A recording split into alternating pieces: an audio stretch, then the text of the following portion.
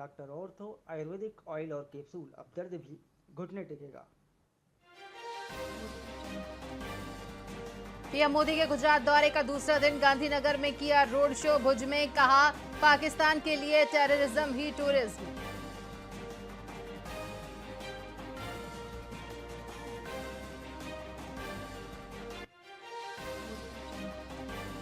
देश में कोरोना से 11 लोगों की मौत, 1047 एक्टिव केस। महाराष्ट्र में सबसे ज्यादा 5 मौतें, एक हफ्ते में 787 नए मामले आए सामने।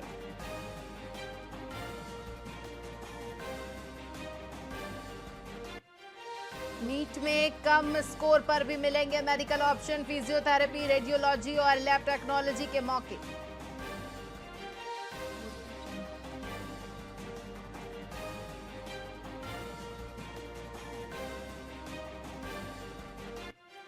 पहलगाम में जम्मू कश्मीर सरकार की स्पेशल कैबिनेट बैठक। आज सीएम उमर पहली बार श्रीनगर या जम्मू से बाहर करेंगे बैठक।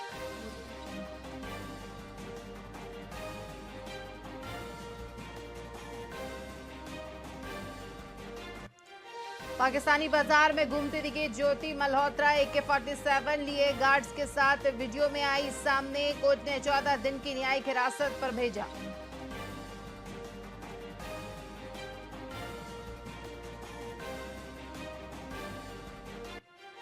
नमस्कार, स्वागत है आपका वीआईपी न्यूज में। मैं हूं आपके साथ आयुषी सोनवानी। रुक करेंगे खबरों की ओर।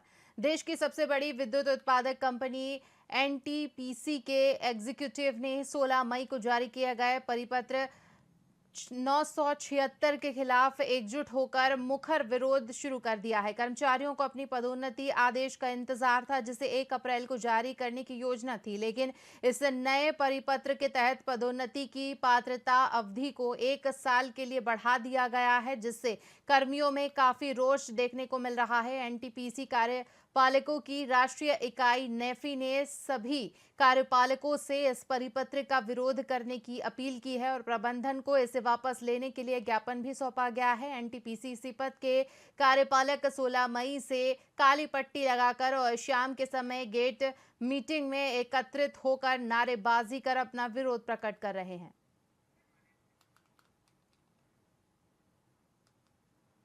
राजनांदगांव के शासकीय मेडिकल कॉलेज मोड़ के पास चौक निर्माण की मांग उठी है। स्थानीय लोगों का कहना है कि मेडिकल कॉलेज से डोंगरगढ़ और डोंगरगांव की ओर जाने वालों को रॉन्ग साइड से निकलना पड़ता है, जिससे दुर्घटनाओं का खतरा बना रहता है। इसके अलावा मोड़ पर कोई साइन बोर्ड नहीं है, जिससे खासकर रात में एम्बुलेंस चालकों को रास्ता नहीं दिखता। लोगों ने कलेक्टर और नेशनल हाईवे विभाग को पत्र लिखकर रेवाड़ी जैसा बड़ा चौक और साइन बोर्ड लगाने की मांग की है, ताकि सुरक्षित आवागमन सुनिश्चित हो सके। आपको आज ज्ञापन सौंपे, क्या मामला ये है कि पिछले कुछ दिनों से ये देखा जा रहा है कि मेडिकल कॉलेज से जो भी गाड़ियां निकलती है, स्पेशली जो डोंगरगढ़ छुरिया क्षेत्र में जाती है और रॉन्ग साइड में चले जाती है, और उस रॉन्ग साइड के चलते क्या होते है, उधर से जो तेज रफ्तार से गाड़ी आ रही है, कहीं पर ठोकर हो जा रहा है, कैजुअलिटीज बहुत हो रही है, एक्सीडेंट बहुत हो रहे हैं। और पिछले हफ्ते अभी 2 दिन पहले हमारे एक डॉक्टर भी इसी के चलते डेथ हो गया है। तो हम लोग ये चाह रहे थे कि जो मेडिकल कॉलेज मुड़ने के जो जगह है, वहां पर प्रॉपर एक चौक बने, जिसका परमिशन एनएच से होता है। इससे पहले भी हमने बात की थी, तो हम इस बार इसको प्रमुखता से रखे हैं, क्योंकि हम मेडिकल रिप्रेजेंटेटिव का भी डेली आना जाना मेडिकल कॉलेज से लगा रहते हैं, और आगे वहाँ पर जो मेडिकल कॉम्प्लेक्स जो बनेगा उसमें भी हमारे आना जाना लगे रहेगा। तो सरकार से रिक्वेस्ट करने आए थे, कलेक्टर साहब को ज्ञापन सौंपने आए थे कि वहाँ पर एक बड़ा चौक बनाए। आपको आज ज्ञापन सौंपे, क्या मामला ये है कि पिछले कुछ बात करेंगे अगली खबर की। राजनांदगांव आंगनबाड़ी में घटिया क्वालिटी की सामग्री सप्लाई का मामला सामने आया है। आंगनबाड़ी केंद्रों में भेजी गई सामग्री न सिर्फ निम्न गुणवत्ता की है, बल्कि कुछ उत्पादों की एक्सपायरी डेट भी बेहद नजदीक की बताई जा रही है। 2025 में मई एक्सपायर होने वाला सामान पूरे 1 साल तक उपयोग के लिए भेजा गया, जबकि नियमों के अनुसार कम से कम 1 साल की वैधता जरूरी होती है। सबसे चिंताजनक बात यह है कि सप्लाई किए गए डिटर्जेंट पाउडर में झाग तक नहीं है, जिससे सफाई करना मुश्किल है। आंगनबाड़ी केंद्रों में छोटे बच्चों की देखभाल होती है, जहां साफ सफाई सर्वोच्च प्राथमिकता होनी चाहिए। लोगों का आरोप है कि ये सामान इतना खराब है कि इसे घरों में भी उपयोग नहीं किया जा सकता। मामले की जानकारी मिलते ही कलेक्टर डायरेक्टर सर्वेश्वर भूरे ने कहा कि यदि जांच में गड़बड़ी पाई गई तो संबंधित सप्लायर के खिलाफ सख्त कार्रवाई की जाएगी। आंगनबाड़ी की अन्य समस्याओं का भी समाधान किया जाएगा। इस संबंध में आपके मार्फत जानकारी प्राप्त हुई है, तो जो निर्धारित गुणवत्ता है वो उस हिसाब से सप्लाई होना अपेक्षित है। इसका परीक्षण किया जाएगा और डेफिनेटली अगर ऐसा किसी भी प्रकार से सप्लाई हुआ है तो उसका रिप्लेसमेंट भी किया जाएगा और करवाएगा। इसके अलावा भी कई जगह अभी तक सामान पहुंचे नहीं है और सामानों की संख्या भी काफी कम है। डिटर्जेंट की क्वालिटी खराब है। साल भर के लिए केवल एक झाड़ू दी गई है। ये इस संबंध में मुझे अभी आपके माध्यम से ही जानकारी प्राप्त हुई है, तो जब तक पूरे विषय का पूर्ण परीक्षण नहीं किया जा सकता तब तक किसी भी प्रकार का कमेंट नहीं कर पाऊंगा। लेकिन ये आश्वस्त करते हैं कि जो नियम है और जो गुणवत्ता है उसका अनुरूप कार्य। सर इसी बिना भवन भी जल जाता है। जैसे अभी बरसात आएगी तो सीपेज आता है, उसमें करंट बहुत आता है दीवारों में। मोतीपुर जो आंगनबाड़ी उसमें करंट आ जाता है। समय समय पे जो आवश्यक मरम्मत कार्य है उसके निर्देश शासन से भी है, जिला स्तर से भी जारी होते हैं। ग्राम पंचायतों में जो आंगनबाड़ी केंद्र है उसमें पंचायतों के माध्यम से और शहरों में निकाय या फिर विभाग के माध्यम से मरम्मत किया जाना आवश्यक है। ऐसे जहाँ पे शिकायत आती है तो हम वहाँ पे समय समय पे करेक्टिव स्टेप्स भी लिए जाते हैं। अगर ऐसे कोई पर्टिकुलर केस है तो डेफिनेटली उसमें मरम्मत का कार्य किया जाएगा। SCCL की गेवरा माइंस में मंगलवार की सुबह हुए एक दर्दनाक हादसे में 2 युवकों की मौत हो गई, जबकि उनका एक साथी गंभीर रूप से घायल हो गया। बताया जा रहा है कि यह घटना अवैध कोयला खनन के दौरान हुई, जब तीनों युवक मलबे में दब गए। हादसे का शिकार हुए युवक विशाल यादव और धन सिंह कंवर थे, जबकि उनका साथी साहिल धनवर गंभीर रूप से घायल हो गया। घटनास्थल पर पहुंचने के बाद रेस्क्यू ऑपरेशन चलाया गया, जिसमें साहिल को सुरक्षित निकाल लिया गया है, जबकि दोनों मृतकों के शव को निकालने के लिए प्रयास जारी हैं। इस घटना के बाद क्षेत्रीय विधायक प्रेमचंद पटेल ने SCCL की सुरक्षा व्यवस्था पर नाराजगी जताई। उन्होंने कहा कि कंपनी को अपनी सुरक्षा व्यवस्था में सुधार करना होगा, अन्यथा वे प्रदर्शन करने के लिए मजबूर होंगे। आज सुबह सुबह गेवरा प्रधान क्षेत्र में हमारे कड़घोरा विधानसभा के मुड़ापार ग्राम पंचायत के 3 घरेलू उपयोग के कोयला लेने प्रधान आए हुए थे और उसी समय कोयला करते समय 3 लोग दब गए और 2 लोग की मृत्यु हो चुकी है। निकल के हॉस्पिटल उनको ले जाया गया और उनको अभी रेस्क्यू टीम चला करके उनके SCCL के अधिकारियों के समक्ष और अभी सब कुछ मिल करके उनको निकालने का प्रयास हो रहा है। यह एक त्वरित प्रतिक्रिया या अपडेट है इस संदर्भ में जो अपुष्ट खबरें आ रही हैं कि SCCL के मेगा प्रोजेक्ट गेवरा में कोई दुर्घटना हो गई है, जिसमें SCCL के अधिकारी कर्मचारी किसी माइनिंग एक्टिविटी के संचालन के दरमियान घायल हुए या हताहत हो गए हैं। स्पष्ट करना चाहेंगे कि SCCL गेवरा क्षेत्र में माइनिंग गतिविधियों को संचालित करते समय किसी भी प्रकार की कोई दुर्घटना नहीं हुई है, उसमें कोई भी अधिकारी या कर्मचारी हताहत नहीं हुई है।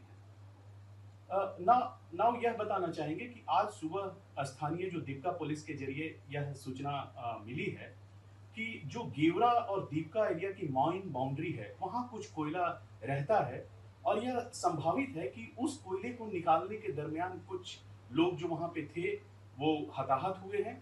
इस संबंध में हम लोग और अतिरिक्त जानकारी स्थानीय पुलिस से लेने का प्रयास कर रहे हैं। यह स्पष्ट करना चाहेंगे कि यह SCCL के क्षेत्र में SCCL के माइन में कोई दुर्घटना नहीं है। यह हमारी माइनिंग एक्टिविटी के फलस्वरूप नहीं है, नहीं इसमें SCCL के कोई अधिकारी या कर्मचारी हताहत हुए हैं। जैसे ही स्थानीय पुलिस हमें और सूचना देती है हम इस पे और अपडेट दे सकेंगे। राज्य सरकार के आदेशानुसार इस बार सभी राशन कार्ड धारकों को जून, जुलाई और अगस्त का चावल एक साथ दिया जाएगा। बरसात के मौसम को ध्यान में रखते हुए चावल भंडारण में आने वाली कठिनाइयों को देखते हुए यह निर्णय लिया गया है। शासन ने सभी समितियों को निर्देशित किया है कि चावल रखने के लिए पर्याप्त जगह की व्यवस्था सुनिश्चित करें। 3 महीने का चावल एक साथ भेजे जाने की तैयारी शासन स्तर पर शुरू हो चुकी है, ताकि वितरण में कोई समस्या न हो। में 3 महीने का राशन देने का जो फरमान है और जमा भी हो रहा है, उस पर रखने की परेशानी जाएगी, उसके लिए क्या व्यवस्था करेगी? इसमें हमने ये निर्देश दिया है कि जैसे राशन जमा हो जाता है तो तत्काल वहाँ पे उठाव की व्यवस्था करें। इसके अलावा राशन दुकानों के व्यतिरिक्त अन्य जो पंचायतों के सामुदायिक भवन है उसका अगर वहाँ पे पूरी व्यवस्था है तो उन भवनों का भी उपयोग राशन के भंडारण में किया जा सकता है। क्योंकि अगर हम लोग पूर्व से ही दिन निर्धारित करते जिस दिन भंडारण होगा उसी दिन अगर उठाव हो जाएगा तो बहुत सारी सहूलियत होगी। तो इसी प्रकार का प्लानिंग अभी जिले में है। लगभग 5000 मेट्रिक टन अभी हमारे पास 3 महीने का राशन देने के हिसाब से चावल की कोई कमी है तो उसकी वो भी अभी 2-4 दिनों में जमा हो जाएगा तो किसी भी प्रकार की किल्लत नहीं रहेगी। कलेक्टर साहब, राजनांदगांव के इतिहास में 3 महीने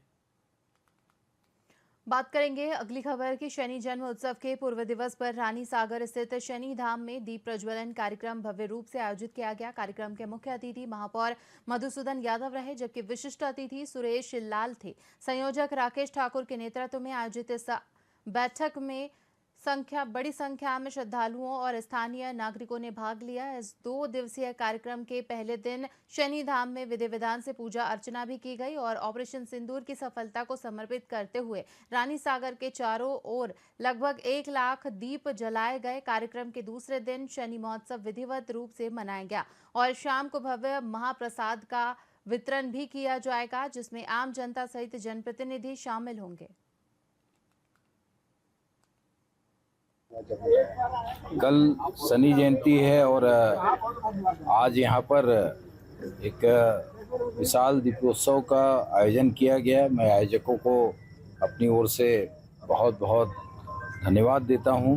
2 दिवसीय कार्यक्रम रखा गया है। जन्मोत्सव की पूर्व संध्या पर आज हजारों की संख्या में दीप प्रज्वलित किया गया है और इस बार दीप प्रज्वलन का उद्देश्य जो है ऑपरेशन सिंदूर पर आधारित है। ऑपरेशन सिंदूर जहां आतंकवादियों और पाकिस्तान के द्वारा धर्म पूछ करके जिस तरीके से उनके पतिदेव की, आज देखिए वट सावित्री भी है, भारत की भारतीय महिलाएं यमराज से भी भिड़ जाती है अपने पति के लिए। आज उसको धर्म पूछ करके उनके पतियों को जिस तरीके से, हमारे बहनों के पति को जिस तरीके से मारा गया था, वो सिंदूर अब एक प्रकार से जो है एक विकराल रूप लेकर के बारूद बन करके पाकिस्तान के छाती पे धंसा।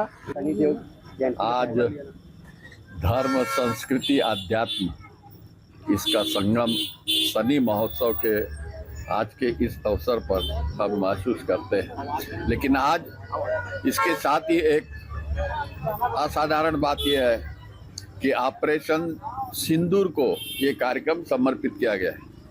आप देखेंगे दियों की इस आवली में, इस दियों की श्रृंखला में इस भारत देश का तिरंगा झंडा भी लहरा रहा है।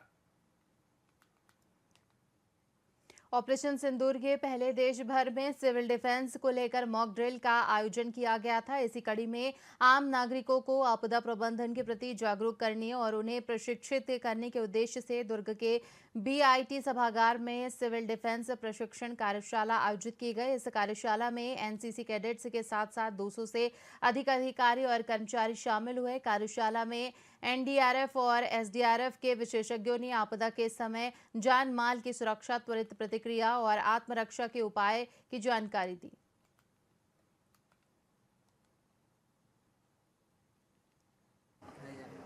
आप सभी को विदित होगा कि पिछले 7 मई को हमने एक सिविल डिफेंस की मॉक ड्रिल यहाँ पर आयोजित की थी। उसी सिलसिले में सिविल डिफेंस के वॉलंटियर्स को तैयार करने, उनको प्रशिक्षण देने और ज़्यादा से ज़्यादा लोगों को वॉलंटियर्स के रूप में जोड़ने के लिए प्रशिक्षण कार्यक्रम की आज यहाँ पर दुर्ग जिले में शुरुआत की गई है। आज जैसा आप देख सकते हैं लगभग 200 वॉलंटियर्स हमारे बीच मौजूद हैं, जिनको सिविल डिफेंस क्या है, उसकी ज़रूरत क्यों है, किस प्रकार से आवश्यकताएं पड़ सकती हैं, क्या अलग अलग रिस्पॉन्सिबिलिटीज़, क्या अलग अलग रोल्स होते हैं और उसके लिए उनको क्या करना होगा किस परिस्थिति में, उसके लिए प्रशिक्षण यहाँ पर दिया जाएगा। थ्योरेटिकल प्रेजेंटेशन के माध्यम से भी प्रशिक्षण है और hands on training, practical training भी यहाँ पर दी जाएगी। और सभी वॉलंटियर्स से हमारा ये भी अनुरोध है कि और ज़्यादा से ज़्यादा लोगों तक हमारी बात को पहुँचाएँ ताकि ज़्यादा से ज़्यादा लोग इसमें जुड़ सकें। और ये ट्रेनिंग प्रोग्राम लगातार चलता रहेगा। समय समय पर हम नए नए वॉलंटियर्स के बैचेस बना करके उनकी ट्रेनिंग करते रहेंगे ताकि कभी भी कोई न केवल दुश्मन की बल्कि कोई नेचुरल डिज़ास्टर, कोई कैलामिटी, कोई आपदा, इस प्रकार की परिस्थिति आती है तो उसमें रिस्पॉन्ड करने के लिए हमारे पास एक डिसिप्लिन्ड सिविलियन फोर्स हो, ये हमारा मंतव्य है। नगर निगम दुर्ग के वार्ड 44 में पेयजल संकट लगातार जारी है। नगर निगम कार्यालय से महज आधा किलोमीटर दूर बसे इस वार्ड के लोगों का कहना है कि पिछले 2 सालों से गर्मी के मौसम में उनके घरों के नलों से पानी नहीं आता है। वार्ड वासियों ने इस समस्या को लेकर कई बार नगर निगम में शिकायत भी की है और महापौर आयुक्त से मिलकर अपनी समस्या भी बताई, लेकिन अभी तक समाधान नहीं हो पाया है। महापौर के दुर्ग को टैंकर मुक्त बनाने के दावे इस वार्ड में पूरी तरह असफल साबित हो रहे हैं। देखिए, वार्ड 44 में जो पानी की समस्या आ रही है, वो पिछले परिषद ने जो काम किया है, कुछ तकनीकी समस्या है, पाइपलाइन बिछाने में कुछ गड़बड़ी हुई है। उस समस्या को समझ गए हैं और उस समस्या को सुलझाने पे लगे हुए हैं। चूँकि समस्या गर्मी में ही पता चला, तो कोई भी समस्या को सुधारने में थोड़ा समय लगता है। ये समस्या जल्दी समाधान हो जाएगा इसका, और नेक्स्ट जब गर्मी आएगी उसमें इन लोगों को कोई तकलीफ नहीं होगी। वार्ड नंबर 44 से ही हूँ मैं। आपके वार्ड में पानी की समस्या कब से है? ये तो जैसे कि पूर्व पार्षद भी था तो उनसे भी हम बहुत बार शिकायतें करते थे, बट अभी तक वो उस चीज़ का हम लोग को परिणाम नहीं मिला।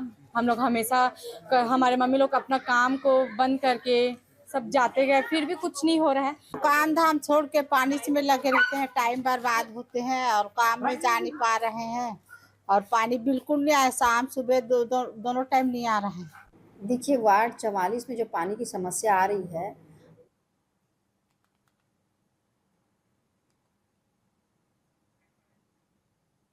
छत्तीसगढ़ में लगातार बढ़ रही गौ तस्करी और गौ माता पर हमलों के खिलाफ गौ सेवकों ने जिला मुख्यालय पर 8 सूत्रीय मांगों को लेकर ज्ञापन सौंपा। कुम्हारी से दुर्ग जिला मुख्यालय तक गौ सेवक उमेश बिसेन के नेतृत्व में दंडवत यात्रा निकाली गई, जो जिला मुख्यालय पर समाप्त हुई। इस दौरान गौ सेवकों ने मिलकर कलेक्टर को ज्ञापन दिया और गौ माता की सुरक्षा और राज्य माता का दर्जा देने की अपील की।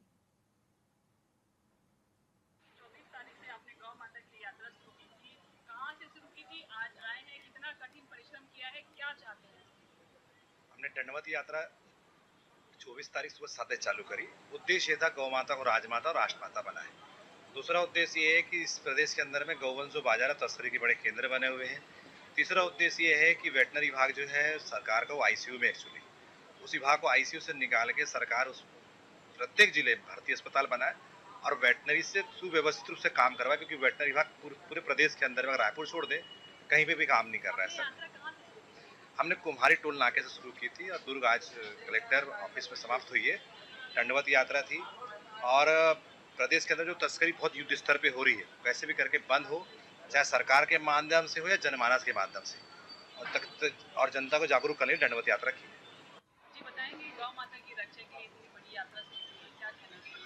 हाँ, बस मैं यही कहूँगी कि भैया जी ने सभी लोगों को प्रेरणा दी है कि गौ माता जो हमारी माता है। जैसे हम बचपन से अपनी माँ का दूध पी के कितने समय 1-2 साल पीते हैं, लेकिन गौ माता हमको बुढ़ापे तक, मरते तक हमको अपना दूध पान करवाती है। दूध पान होता है उनका, अमृत पान होता है, और हम उन्हीं की रक्षा नहीं कर पाते, उनको हम बेघर कर देते हैं। लोग जो कहते हैं जानवर बोलते हैं, कोई आवारा पशु, तो उनको आवारा पशु न कहते हुए उनको ये कह सकते बेसहारा छोड़ दिया गया है। जैसे अपने माता पिताओं को छोड़ देते हैं वृद्धाश्रम में, उस तरह से गौ माता को ये लोग छोड़ करके बेसहारा छोड़ देते हैं, उसको आवारा पशु की गिनती में आ जाती है। तो मैं सबसे ये प्रार्थना करूंगी कोई आवारा पशु न कहे और बेसहारा न छोड़े। रास्ते में ऐसे कभी एक्सीडेंट हो जाता है उनका, तो वो सुविधा नहीं मिल पाती है। यहाँ प्रॉपर हॉस्पिटल नहीं है, एम्बुलेंस नहीं है। एक एम्बुलेंस की व्यवस्था थी भी, नंबर लगाओ तो वो कभी भी उठेगा नहीं। छत्तीसगढ़ के मुख्यमंत्री विष्णुदेव साय दिल्ली प्रवास के बाद देर शाम रायपुर पहुंचे। उन्होंने मीडिया से बातचीत में बताया कि दिल्ली में कई महत्वपूर्ण बैठकों में हिस्सा लिया, जिनमें नीति आयोग की बैठक प्रमुख रही। इस बैठक में प्रधानमंत्री, अन्य राज्यों के मुख्यमंत्री, सांसद और सेना के वरिष्ठ अधिकारी शामिल रहे। मुख्यमंत्री को ऑपरेशन सिंदूर की सफलता पर बधाई दी गई। उन्होंने बताया कि नीति आयोग की बैठक में छत्तीसगढ़ का विजन 2047 तक 75 लाख करोड़ रुपए के विकास लक्ष्य के साथ प्रधानमंत्री के समक्ष प्रस्तुत किया गया है। दिल्ली प्रवास के दौरान कई बैठकें संपन्न हुई हैं, जिसमें मुख्य बैठक नीति आयोग की गवर्निंग काउंसिल की थी, जो माननीय प्रधानमंत्री जी की अध्यक्षता में होती है। और इसमें सबसे पहले तो देश के सभी प्रदेश के मुख्यमंत्री इसमें रहते हैं और सभी मुख्यमंत्रियों ने और केंद्रीय मंत्रीगण भी रहते हैं और लेफ्टिनेंट जनरल भी रहते हैं। सबने माननीय प्रधानमंत्री जी को और देश के वीर जवानों को ऑपरेशन सिंदूर के शानदार सफलता के लिए सबने बधाई दिया। और नीति आयोग की बैठक में हमने विकसित छत्तीसगढ़ के लिए एक विजन डॉक्यूमेंट जो अपना प्रदेश का है उसको रखा और विजन डॉक्यूमेंट में जो स्पष्ट कार्य योजना है उसको रखा और 2047 तक छत्तीसगढ़ को 75 लाख करोड़ की अर्थव्यवस्था बनाना हमारा लक्ष्य है।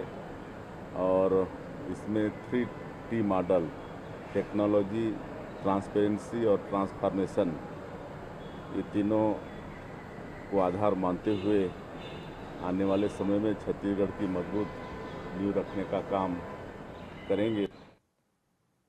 बीजापुर जिले के नक्सल प्रभावित इलाकों में सालों से बंद पड़े स्कूलों को पुनः खोला गया है, लेकिन गुड़ापुर और वेचपाल के प्राइमरी स्कूलों को अभी तक स्थायी भवन या उचित सेटअप नहीं मिला है। शिक्षा विभाग की ये बड़ी नाकामी मानी जा रही है, क्योंकि बच्चों को अस्थायी व्यवस्था में पढ़ना पड़ रहा है, जिससे शिक्षा की गुणवत्ता और बच्चों की सुरक्षा दोनों प्रभावित हो रही है। प्रशासन का दावा है कि स्कूलों के बुनियादी ढांचे को सुधारने और हर बच्चे तक शिक्षा पहुंचाने के लिए लगातार प्रयास कर रहे हैं, लेकिन जमीनी स्तर पर अभी भी कई चुनौतियां बरकरार हैं। बारिश के दिनों में बच्चों की सुरक्षा को लेकर भी चिंता व्यक्त की जा रही है, क्योंकि स्कूलों में कोई ठोस इंतजाम नहीं है। और इस गांव का नाम है लाल चल्लम है और इस गांव का नाम है कच्चिलवार और स्कूल का नाम है प्राथमिक शाला कच्चिलवार और मैं इस स्कूल का शिक्षा दूत हूँ। स्कूल का समस्या ये है कि इस स्कूल को 2022 में खोले हैं, तब से संचालित है, ऐसी झोपड़ी में ही चल रहा है। और ना स्कूल को बोलते हैं अधिकारी मान कि तुम्हारा स्कूल बन जाएगा, पिछले साल से ही बता रहे हैं बन जाएगा बोल के, लेकिन अभी तक कुछ काम नहीं हो रहा है। तो इसलिए अप्रैल महीना से इसको चालू किए हैं 2 तारीख से और बीच में ये मई महीना में काम को रोक दिए हैं। 3 सप्ताह हो गया है, एक काम नहीं हो रहा है, अभी ऐसे बंद पड़ा है। इसके दिनों में सर हम लोग क्या फिर से गांव वालों को या तो हम अपने पैसा दे के ताड़ी पत्ता कटवाते हैं, उसके बाद फिर वो ताड़ी पत्ता सफाई करके उसके ऊपर चिल्ली ढक के फिर बच्चों को हम लोग पढ़ाते हैं। वो बोलते हैं हम लोग आएंगे तुम्हारे स्कूल देखने के लिए, निरीक्षण करने के लिए, लेकिन नहीं आते हैं इधर। हमलाल चल्लम है और इस गांव का नाम है कच्चिलवार और स्कूल का बेमेतरा जिले के ग्राम जेवरी में सुशासन तिहार 2025 के अंतर्गत समाधान शिविर का आयोजन किया गया, जिसमें प्रदेश के उप मुख्यमंत्री अरुण साव मुख्य अतिथि के रूप में शामिल हुए। उनके साथ तेलघानी वार्ड के अध्यक्ष जितेंद्र साहू और बेमेतरा विधायक दीपेश साहू भी उपस्थित रहे। शिविर में उप मुख्यमंत्री ने विभिन्न विभागों से प्राप्त आवेदनों की प्रगति जानकर अधिकारियों से ली और आम जनता से उनकी मांगे और शिकायतें सुनी। ग्रामीणों की मांग पर जेवरी में 10 लाख रुपए की लागत से गौरव पथ रोड और 6 लाख रुपए की लागत से सामुदायिक भवन निर्माण की घोषणा की गई। साथ ही क्लस्टर के अन्य ग्रामों में लगभग 70 लाख रुपए के विकास कार्यों की भी घोषणा की गई। इस दौरान अन्नप्राशन, पोषण किट वितरण, राशन कार्ड सहित अन्य योजनाओं के लाभ भी प्रदान किए गए। उप मुख्यमंत्री ने विभागीय स्टॉल का निरीक्षण किया। सुशासन तिहार के अंतर्गत तीसरे चरण में समाधान शिविरों का आयोजन हो रहा है। उसी के तहत आज बेमेतरा जिला के जेवरी ग्राम में सुशासन त्योहार समाधान शिविर का आयोजन हुआ है। 12 ग्राम पंचायतों का ये शिविर है। सभी 12 ग्राम पंचायत के लोग यहाँ पर अपनी अलग अलग समस्याओं को लेकर आए हैं। उनके समस्याओं का निराकरण किया जा रहा है। लगभग 3000 आवेदन आए और उनका निराकरण किया जा रहा है। अधिकांश आवेदनों के निराकरण किए गए हैं। शेष जो है वो निराकरण की प्रक्रिया में है। कोई प्रदेश स्तर पर निराकरित होगा, कोई अन्य कारणों से आगे चल के निराकरित होगा। पर ये विष्णुदेव साय जी के नेतृत्व में हमारी सरकार का एक जन सरोकार के लिए बड़ी पहल है। सुशासन तिहार और उसके बाद समाधान शिविर 8 अप्रैल से लेकर 31 मई तक, और जो जनता का रिस्पांस मिल रहा है, जितनी बड़ी संख्या में जनता इस शिविर में आ रही है, ये सरकार के प्रति जनता के भरोसे को दर्शाता है। और निश्चित रूप से बड़े पैमाने पर लोग आए हैं, उनके समस्याओं का निराकरण हो रहा है। जो मांग है वो भी पूरा किया जा रहा है। 70 लाख के अलग अलग कामों की घोषणा हमने की है। आने वाले समय में सब समस्याओं का समाधान इसी तरह से क्रमशः किया जाएगा। रायपुर में संचालित स्पा सेंटर में पुलिस ने बड़े पैमाने पर छापेमारी की है। सीएसपी स्तर के अधिकारियों के नेतृत्व में 4 टीमों ने 80 से ज्यादा स्पा सेंटरों में सरप्राइज चेकिंग की, जिसमें महिला पुलिस अधिकारी और कर्मचारी भी शामिल रहे। छापेमारी के दौरान कई जगह आपत्तिजनक सामग्री मिलने पर संचालकों को हिरासत में लिया गया है। पुलिस ने सभी कर्मचारियों के दस्तावेजों की गहन जांच की, साथ ही स्पा सेंटर के संचालन से जुड़े कागजात भी जांचे।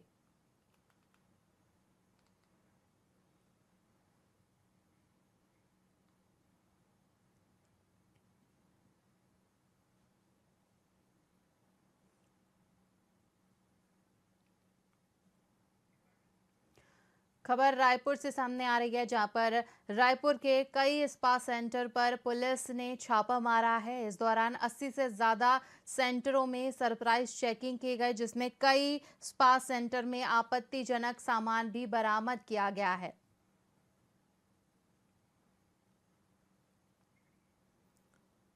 साथ ही दस्तावेजों की गहन जांच भी की जा रही है। महिला पुलिस अधिकारी भी मौजूद रही। रायपुर शहर के कुछ स्पा से सूचना मिल रही थी कि वहाँ पर बाहरी लोग आकर, बाहरी युवतियाँ आकर अवैध रूप से वहाँ रह रही हैं। 40 स्पा सेंटरों पर छापेमारी कार्रवाई की, जिससे डॉक्यूमेंट लाए गए हैं। डॉक्यूमेंट का वेरिफिकेशन चल रहा है। कुछ लोगों को थाने लाए थे, उनसे पूछताछ करके फिलहाल उनको छोड़ा गया है। जितने भी दस्तावेज हैं उनकी चेकिंग की जाएगी। दस्तावेज में जो भी तथ्य पाए जाएंगे, यदि कोई गैर कानूनी तरीके से कोई रह रहा हो तो उनके खिलाफ सख्ती से वैधानिक कार्रवाई। कुछ बाहरी लोग रह रहे हैं, बाहरी जगह के हैं, अवैध रूप से रह रहे हैं, तो इस कारण से छापेमारी कार्रवाई की गई थी। और छापेमारी में कुछ दस्तावेज हमने बरामद किया है, उसकी जांच की जाएगी। जांच के बाद वैधानिक कार्रवाई। छत्तीसगढ़ के मुख्यमंत्री विष्णुदेव साय 2 दिवसीय दौरे पर दोपहर रायपुर से रवाना हुए। सुशासन तिहार कार्यक्रम के तहत वे सारंगगढ़ और रायगढ़ जिले का दौरा करेंगे, जहां औचित्य निरीक्षण और समीक्षा बैठक की जाएगी। मुख्यमंत्री ने कहा कि विधायक भी शिविर में पहुंच रहे हैं और सरकार के कामों की समीक्षा के साथ समस्याओं का समाधान किया जा रहा है। शिक्षकों के युक्ति युक्त कारण के विरोध पर मुख्यमंत्री ने स्पष्ट किया है कि ये निर्णय बच्चों के हित में है। और अजीत जोगी की प्रतिमा चोरी मामले पर भी सीएम ने अपनी प्रतिक्रिया व्यक्त की।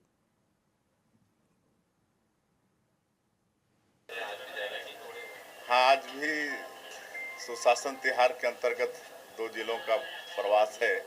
सारंगगढ़ और रायगढ़ जा रहे हैं और सारंगगढ़ में औचक निरीक्षण करेंगे और रायगढ़ में समीक्षा बैठक होगी। आज भी सुशासन तिहार के अंतर्गत 2 जिलों का प्रवास है। सारंगगढ़ और रायगढ़ जा रहे हैं और इसी के साथ खबरों में फिलहाल इतना ही। तमाम बड़ी खबरों के लिए देखते रहिए VIP न्यूज़। मुझे दीजिए इजाजत। नमस्कार।